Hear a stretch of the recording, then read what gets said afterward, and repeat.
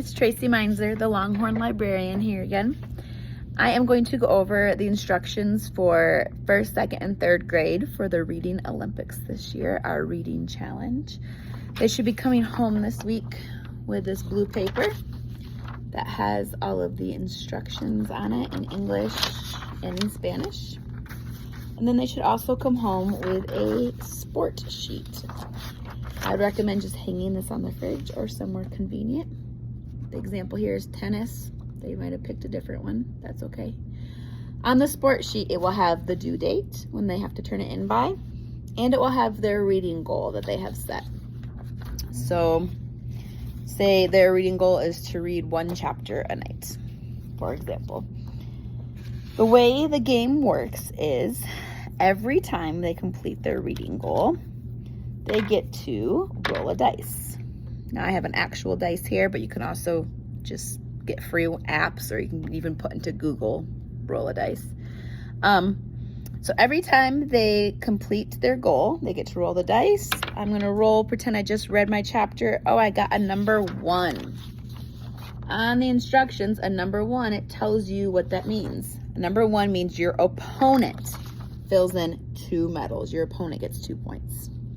Number 2, your opponent gets 1 point. If you get a 3, no one gets any points. A 4, you get 1 point. A 5, you get 2 medals. And a 6, you fill in 3 medals. So you never know who's gonna get to fill it in until you roll the dice.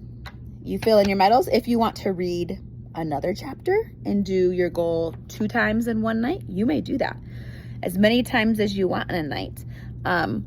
And at the end of, by the due date, at the end of that period, this needs to be brought back in. Even if you didn't finish, even if you didn't win or your opponent didn't win or anything, still bring this back in because you will get credit just for participating.